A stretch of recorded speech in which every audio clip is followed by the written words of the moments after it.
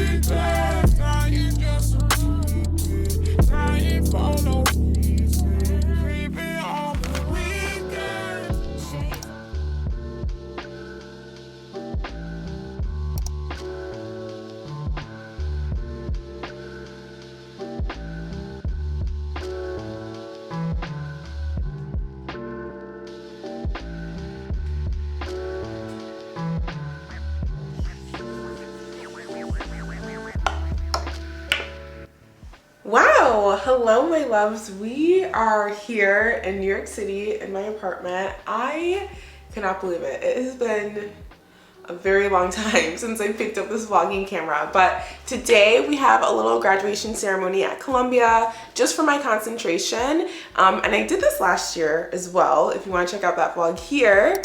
But this time it's for like the incoming cohort, like the cohort that's the year under me. But they invited us as well because they have a really good guest speaker. It's Rainn Wilson from The Office. I don't know if you guys know who that is. I don't really know because I don't really watch The Office, but I'm excited. It should be really fun, and a bunch of people from my cohort are going to be getting like lunch / brunch after. So we should have a really fun day ahead. I'm probably just going to keep this vlog just to this day because I have my San Francisco vlog that I need to edit, like so many other videos that I need to edit. Plus, I really want to sit down and catch up with you guys on my life. I think they'll be better suited for a plan with me, which I miss March, I miss April.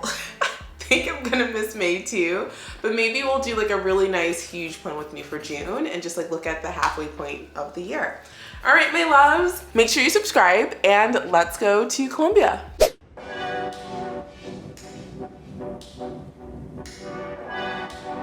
This is a walk to Frat. The next stop is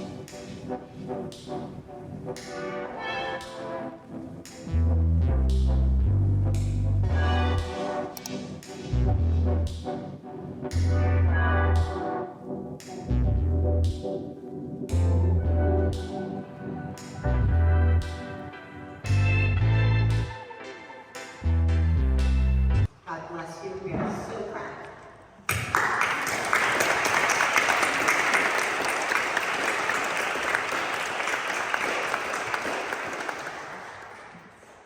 As a fellow sojourner and leader, we have Rainn Wilson as our graduation speaker. As you know, Rainn moved the world in animating a character in The Office, White. And now he animates the world with his spiritual activism and voice. He is an author, as you know, you've all read Soul Boom. He is a podcast, as you know, voice moving our society to become ever more spiritually aware. And then he is joining us here today, launching you, as we all work together to renew our world. Rainn, please come up.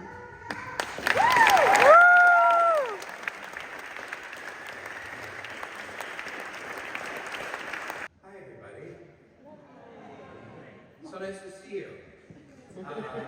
Nice to be here. This is amazing. Let's give it up for Dr. Lisa Miller, right?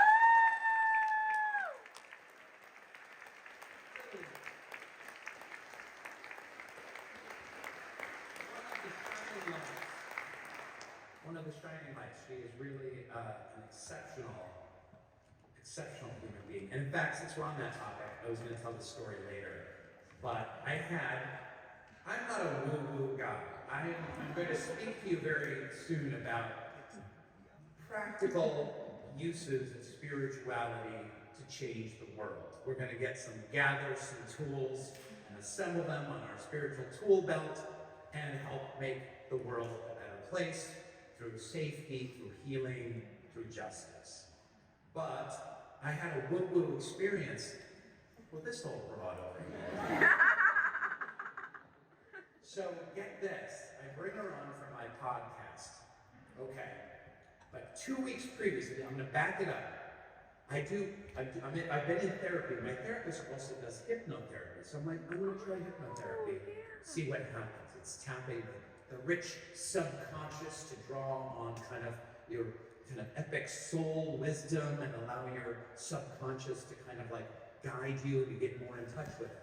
So we're doing this deep session, and in the middle of my hypnotherapy, I'm back in my home state of Washington State, and I'm on the side of Mount Rainier. And in a way, I'm named after Mount Rainier because my dad wanted to name it Rainier, but we lived near Rainier, and they thought that would just be too weird, so then they went with Rain because they're weird hippies. So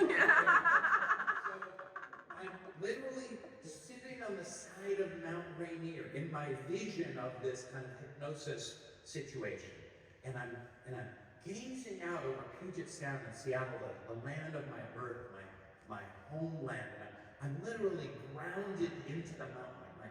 My butt and my back are in Mount Rainier with trees around me and this incredible vision in front of me. And that's part of my hypnosis vision. So I bring on this cuckoo lady to the podcast. She can't wait for you to hear her episode. She's so brilliant, wise, warm, wonderful, funny, piercing, and revelatory. And she's talking about sacred spaces. And she's like, you know, your sacred space, this, it could be this. And she stops and she looks at me, and your sacred space could be, I don't know, on Mount Rainier. And my jaw drops. I'm like, wait. And then I wanted to say something then and there in the interview, but I didn't, because I was like, this is too woo-woo for me. And then I'm like, did you know I was from Seattle? She was like, no, I had no idea.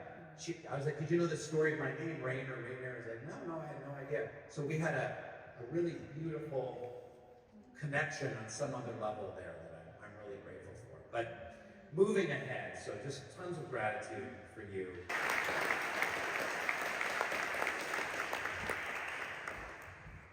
The world that is a realistic world, that of Star Trek. How do we get there? And right now, you're here in Columbia, and there's a great deal of conflict on the road of somehow trying to get there. And we have a lot of acrimony and frustration that seems to come from the latent hope that things could be more like Star Trek. But to really get there, what are the means, what is the method that will actually instantiate a lived world of Star Trek? You want me to solve Gaza? Could you?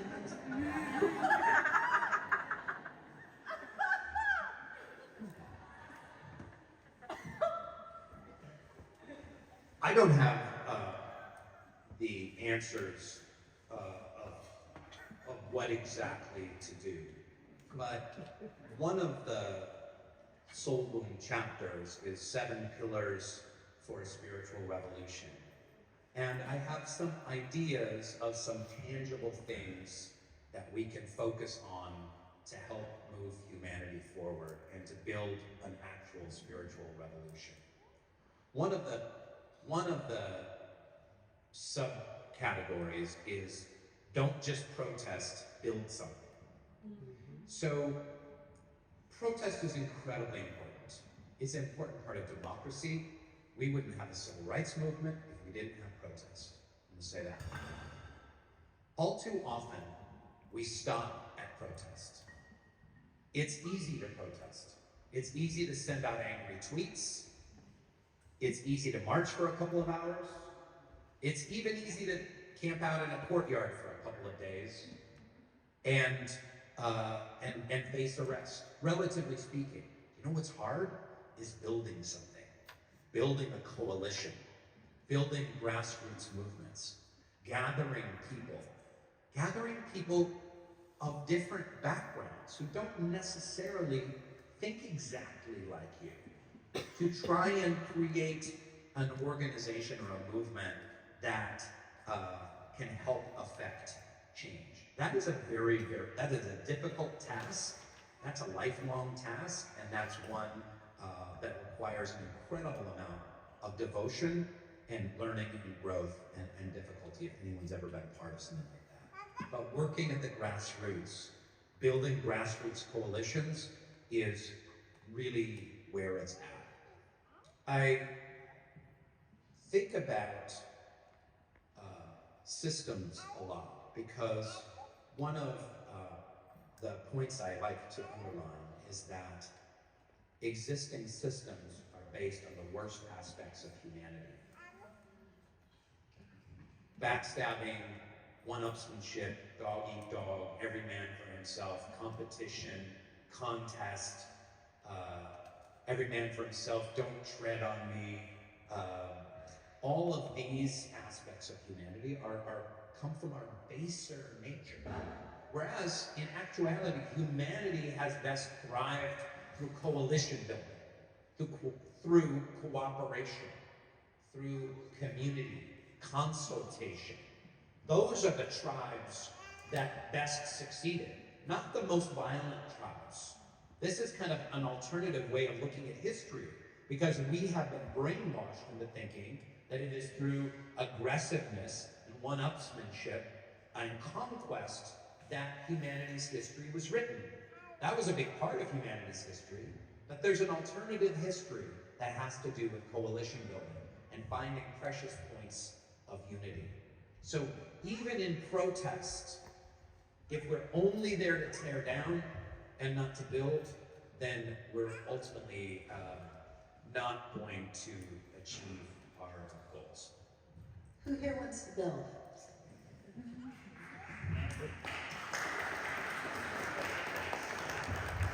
Monks, and His Holiness was brought in. He was very old, he's about 85. This may have been the last public meeting that His Holiness is going to have. Arthur Brooks, who coordinated, the writer, professor, devout Catholic, who coordinated the event, he had been and visited His Holiness many times and filmed him many times.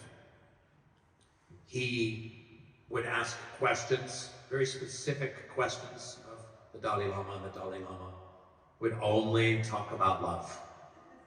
He would say, how do we find the transcendent in the world? His Holiness would say, we need to love deeper, and we need to love better, and we need to spread love. And then he'd say, how can we use spiritual tools to transform social ill? We have to love. We've got to love each other. It's some different facet or aspect of love. And this is someone who presided over the spiritual community of the country of Tibet, millions of people, an ancient country with a long, rich cultural and political history. And he was seeing his fellow monks gunned down in the street and arrested. And he has written and spoken very in depth about his struggle and liberation in loving the Chinese invaders and seeing again that they are spiritual beings having a human experience within a certain context. What are they struggling to be loyal? They're trying to serve an ideology. They're trying to serve something greater than themselves, which is their country and their culture. And his great compassion for his invaders and perpetrators is an incredibly profound story. So for me, it was more about being in the presence of someone who has spread boundless amounts of joy and wisdom in the world, and who, frankly, just walks the walk in a way that I don't know that I could ever do. It was beautifully put. I remember when he walked in, he greeted us each by looking in the eye and sending love. And the way you share the story, love and love alone will renew our world, and love is a choice. It is a disciplined practice.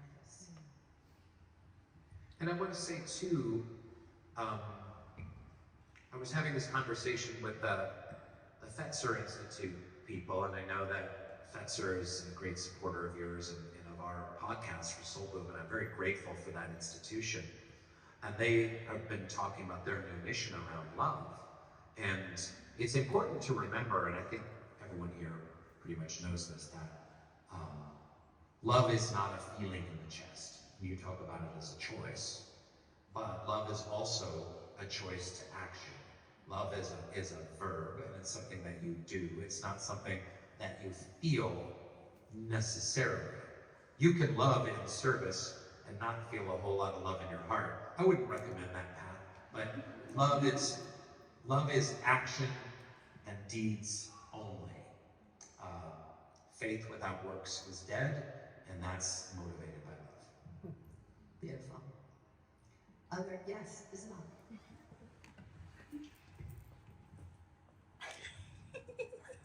Hi, Ray. Thank you so much for being here.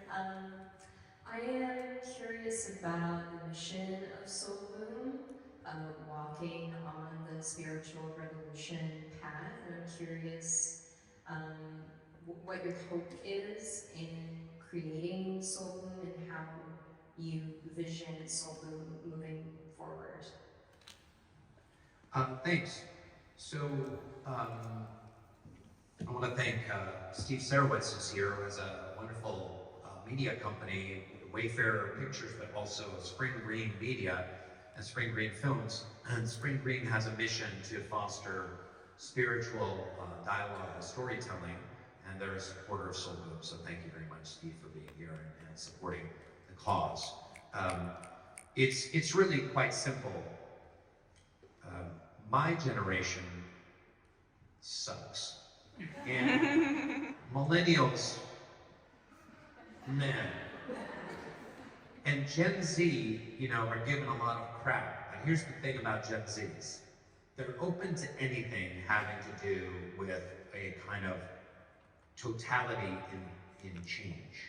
So I have found that folks under 25, 26 years old are much more open to spiritual solutions to the world's problems than those that are older. So leave the Gen X people who are kind of cynical atheists behind. Nothing wrong with being an atheist, but to understand, the Gen Z people that I talk to see that the systems are broken and miscalibrated and toxic and unsustainable. And they're not necessarily averse to a spiritual solution. They're like, well, I don't know, seem to have tried everything else. So, yeah, maybe we bring spirituality into education. Maybe we bring it into mental health care and psychology. Maybe we bring spirituality into the environment and climate change. I don't know. Everyone else poo-pooed it, those other generations. And let's look at how things are working right now. So, Soul Boom is simply fostering conversation around spiritual topics, hoping to make spiritual ideas a little cooler, a little more relatable, a little hipper, bring some humor and levity to it. So to try and ignite that. I don't think Soul Boom itself is going to be the movement. It is simply the leaven. You know what leaven is? You're baking bread. If you just put flour and water and sugar, it's just going to be like a rock. You've got to put a little leaven and a little yeast, just a little sprinkle, and then you put it in the oven and it goes, and it grows up, and that's what makes bagels so beautiful. So, I hope Soul Boom is a little bit of leaven in the much larger spiritual movement. And your podcast is shifting the conversation in the public square, awakening a deeper consciousness, a more outward-facing spiritual form of activism. Yeah, and hoping to do that with some humor and levity and, dare I say it, irreverence along the way. Because I think that hyper-precious spiritual talk it makes my eyes glaze over. And I'm just not interested. So can we make it funny and coarse sometimes, and can we fart? Not into our microphones necessarily, but to bring a different kind of tenor to the conversation to make it more relatable and more human. It's not raining, my love. But you look great! It's definitely happening. Wow, everyone looks so beautiful. Yeah, for effect and protect. All right, so we're here at Union Theological Cemetery. Oh. Not the cemetery. Seminary? Union Theological Seminary. But you know, we'll do a cemetery tour too. Yeah, why not? We should go to a cemetery. We're gonna get brunch soon, but yes. Yay! B-roll footage.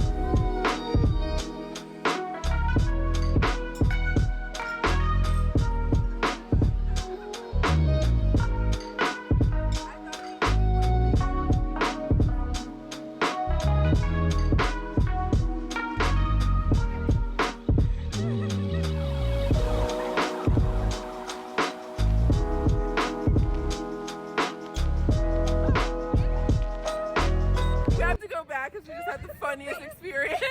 Are you actually filming? Yes. Please describe it. Okay, so there's this couple. I didn't see them making out, but Sarah's funny said they're making out, and then the guy just gets on the ground. Does he do push-ups? Yeah. Push-ups. Kisses her 2 feet, and then gets up and puts his face in her crotch. I think he put his face under her skirt. I mean, it's like a costume. It's like a yoga practice. Honestly. He got his shut around again. Up dog. Just kissing everywhere. That's so funny.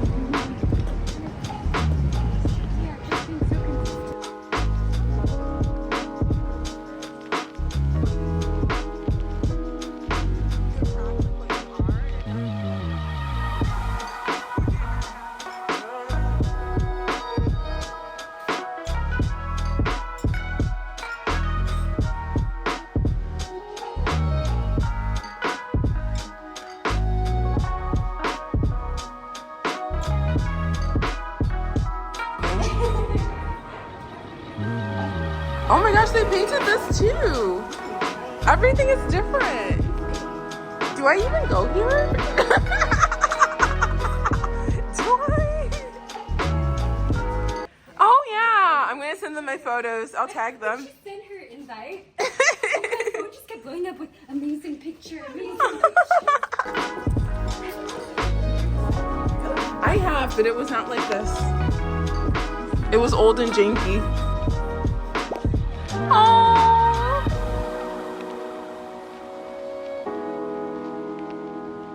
Oh my god,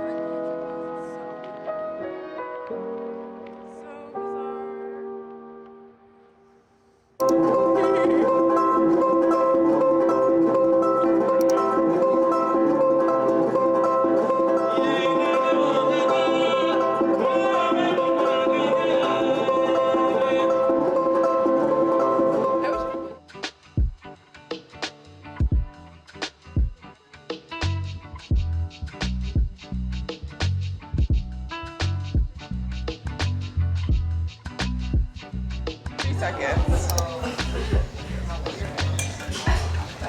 Okay, so I am with Nicole and Emily, and we just took the cutest yoga class at Soho House. Do you want to be in it, Hi! Now we're on our way to meet Maya, get some coffee, and then we're actually going to Connecticut to have like a little SMBI, little cohort like barbecue. So I'm really excited. My neighbor is letting me borrow her car, so I just feel so grateful to have community that supports me, and yeah, I will check in with you guys later, but let's get some matcha.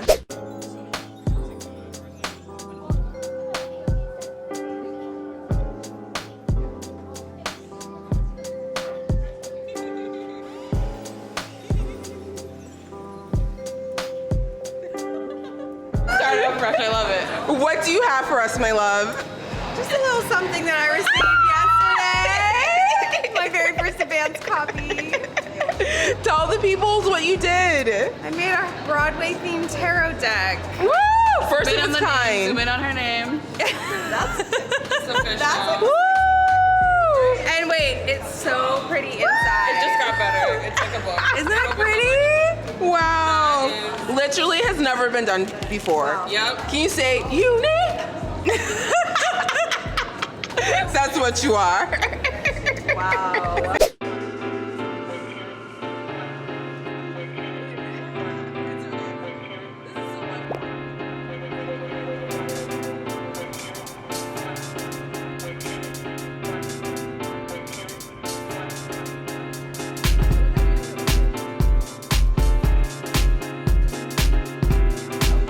It looks so beautiful.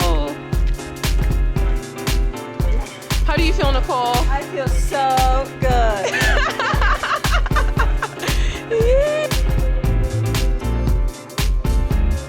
A little bit more, sir. Thank you. Cheers.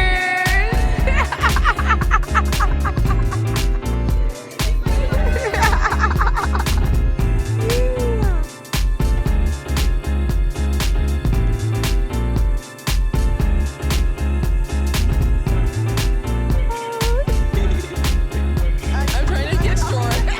Not you, Connor. I'm like, when did y'all all become so short? We did miss you. How did you eat without us first filming it for a while?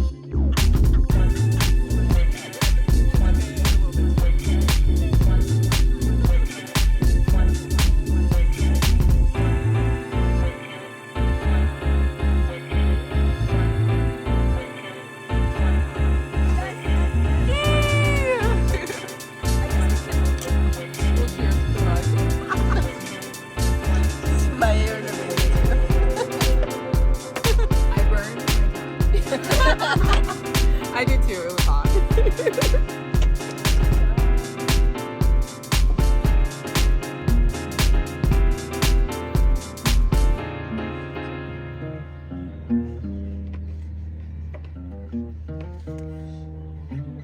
Cool.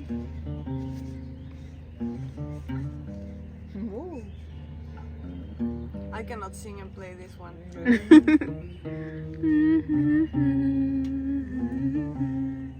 Wow. Nice. It's a what? Pistachio. Oh, yeah. A little squirrel. Yeah, I used to do that too, and then I started bringing water cup and like a water bottle and stuff everywhere. Yeah. Now that ended, yeah. Speaking of And now I just need to remember to wash it all the time. yeah, So bad about that. My emotional support water bottle. That goes everywhere with me. Yeah. I feel that. I've always carried water with me since I was in like high school. Yeah, I first started to when I got like a.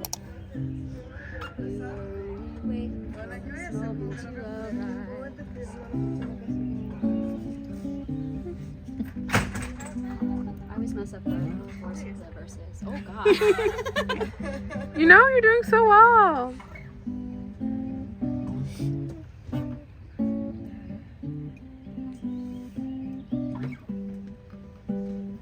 I should have done this last one. It's just so much easier.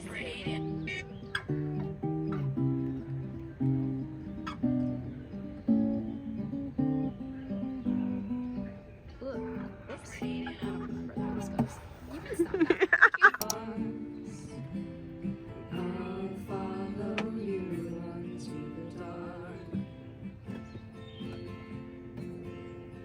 Catholic school, as vicious as Roman rule.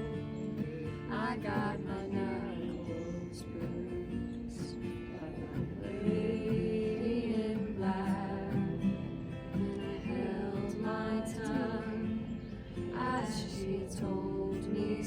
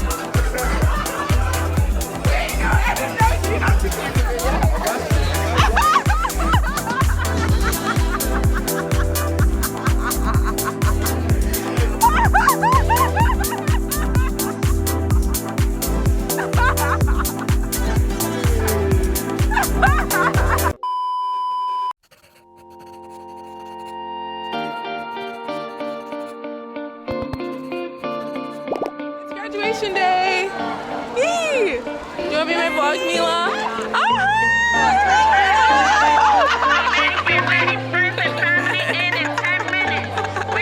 It's happening! A little wet, but you know, it's fine. How do you feel, Becky? Sleepy and but it's fun. Yeah. Look at you, gorgeous! Get in here, Mila! I'll come to you. Yes!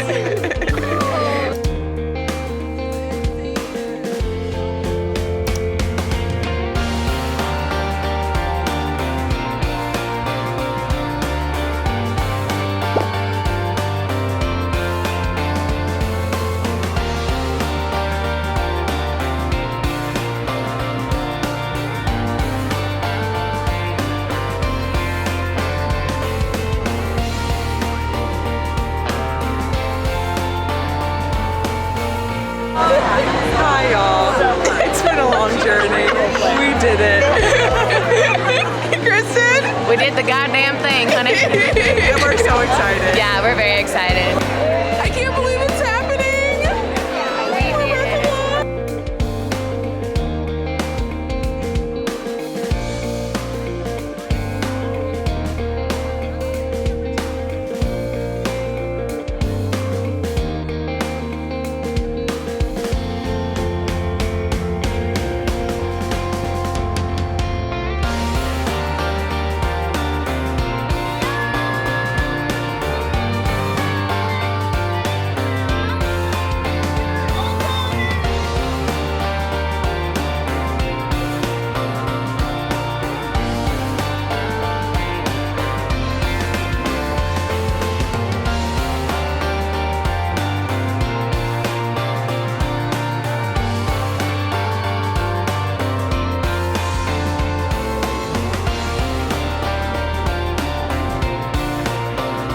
For this moment. Speechless. Speechless. Melanie? As my little one says, do the hand sign.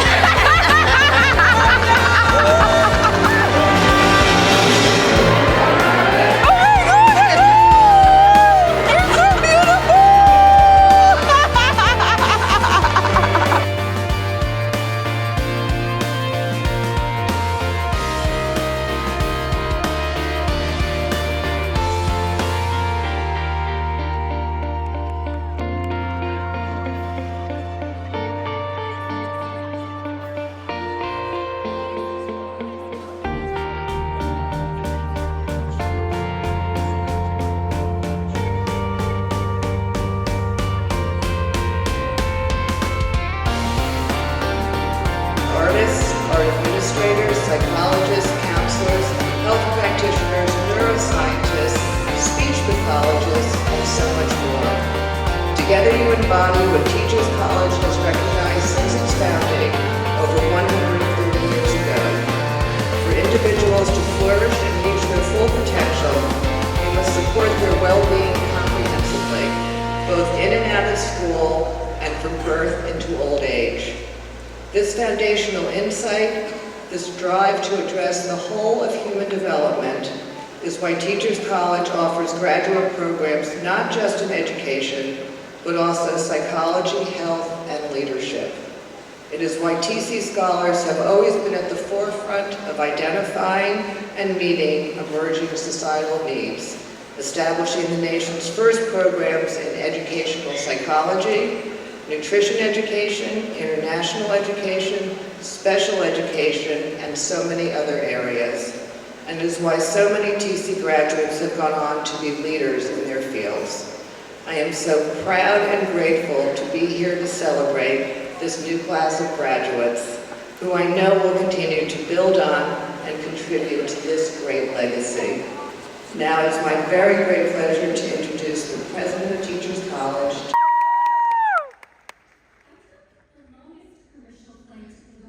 to begin my journey at TC, yet I've never felt more at home. I spent most of my life feeling like an outlier, longing to belong, but struggling to conform to what I perceived as the requisites for acceptance and worthiness where I grew up. My time at TC has changed me irrevocably by transforming my understanding of belonging. It's taught me that belonging is less about fitting in and more about feeling seen. I've thought a lot about what it means to feel seen. I think it's when we perceive that another person accepts and appreciates us just as we are. This liberates us from the need to earn approval and empowers us to more authentically be ourselves. Paradoxically, it can also instantly expand and even transform our sense of who we are. Those who we feel seen by can broaden the aperture of our self-perception. And in the words of John O'Donohue, we might overhear ourselves saying things we never knew we knew. This was my experience at TC. Dr. Dan Tomasulo, through his uplifting effervescence and his grounding wisdom, consistently inspired creativity and coherence in my thoughts. Dr. George Bonanno, with his unflinching honesty and curiosity, brought out my boundless love for learning and scientific inquiry. And my beloved friends in the soulful community created by Dr. Lisa Miller have shown me how transient moments of connection can evolve into an enduring sense of belonging.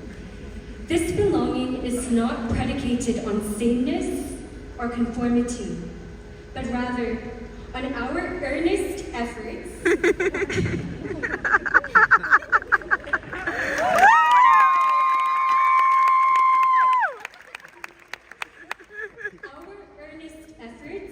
to see through the eyes of one another without losing sight of our own values and vision.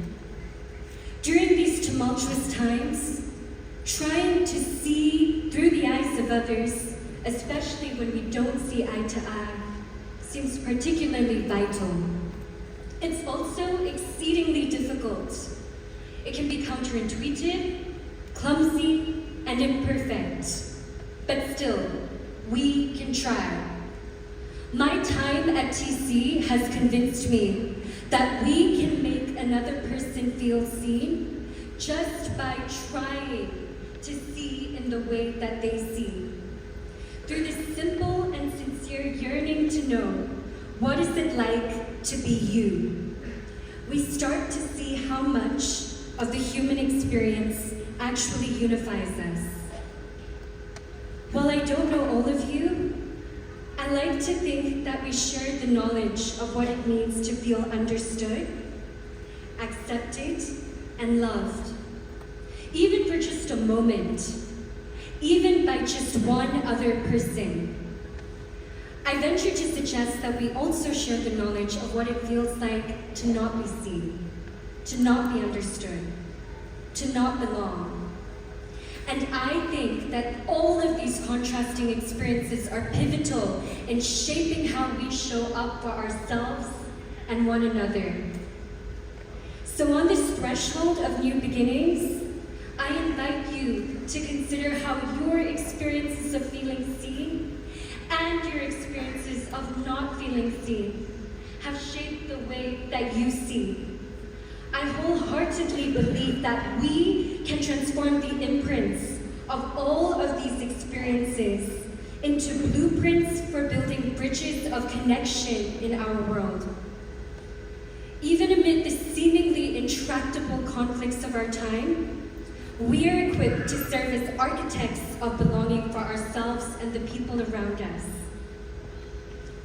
Imagine what our world could be if each time we looked at another person we could see, in the words of Ram Dass, that this person feels sad, hurt, and frightened sometimes, just like me.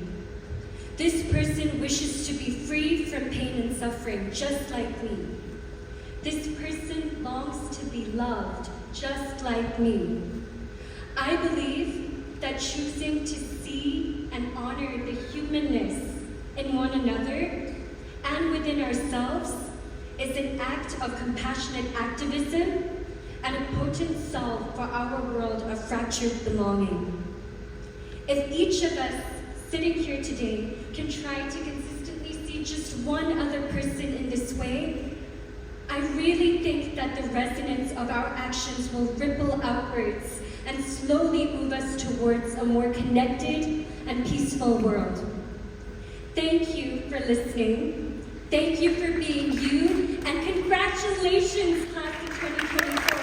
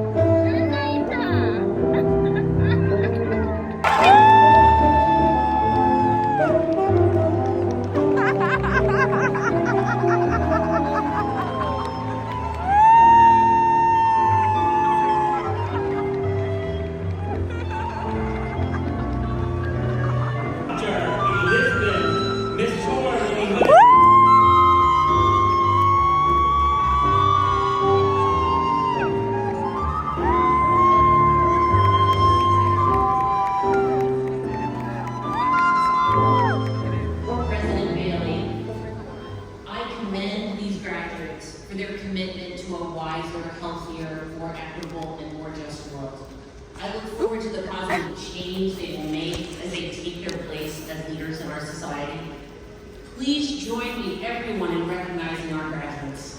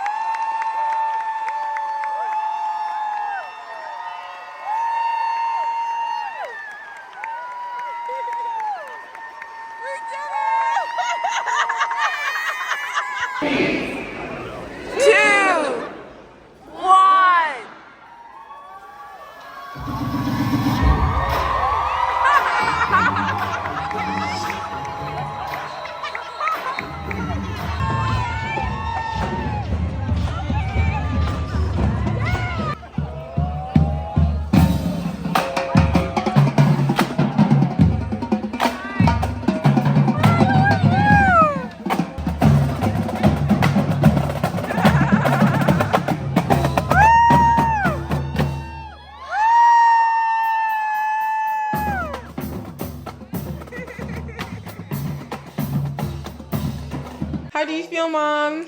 I feel wonderful, wonderful, wonderful. How do you feel, Granny? I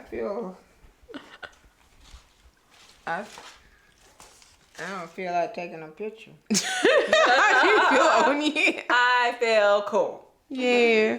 Actually, no, I don't feel cool. I feel overwhelmed, but I'm here. Oh, yeah. I feel overwhelmed, but in a happy way. In a positive connotation. I graduated today. Yay! My brothers are here, but they are not physically here. They are staying separately from us, so we're gonna meet them for dinner at like 6 o'clock.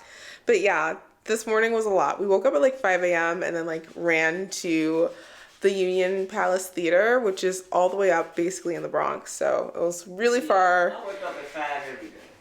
Yeah, I was tired and we did not eat. So I'm excited for dinner. We had like some pasta that I made, and yeah, I will see you guys. I'm officially 1 degree hotter. Oh, it's 222. It's 222. The time. Oh, okay. 2 hours later. Mm-hmm. Hi, loves. You know I'm sensitive. That don't work for me. So it's been quite a long time since I checked in with you guys, but me, my mom, my brothers, and my brother's girlfriend are about to go eat to celebrate my little graduation. I'm really excited. I can't believe it. 2 years in the making, and I feel like I got to share the entire journey with you guys. So thank you so much for watching. And yeah, we'll do some little I guess montages of the food that we're eating, but we're going to Soho, which is a really good like soul food restaurant that's actually owned by Kenya Moore's, if you're like a Real Housewives of Atlanta fan, ex-husband. I mean, honestly, I guess he always has had this restaurant, and I've been before he was with Kenya, and it was good. But now I kind of feel a type of way because he was really not good on the show. But anyways, we're here and just waiting for my brothers to pull up, and then we're going to be walking on it. That's what my tooth is. Do you want to say anything to the people, Mom? No, I don't want to say anything. I'm not happy. I will fight for no reason. For no reason. So I said, baby, stay home. That's exactly how it happened. Like, it was the next week. I went to Detroit. Scratches on his forehead, a bite on his chest, and I'm like, what the hell happened? Oh my God. I went out. Go back to the room. We're safe. Right. Yo, we gotta go outside. Because I'm about to go downtown and beat somebody up. Oh my God. I was just so mad. That's funny. Wow, it looks so good on camera. How's your food, Mom? It's great. It's really good. How's your food, Uche? I only had the fries, but it's good. Obi? I only had her food, it's good. JP? I would rate it 8 out of 10.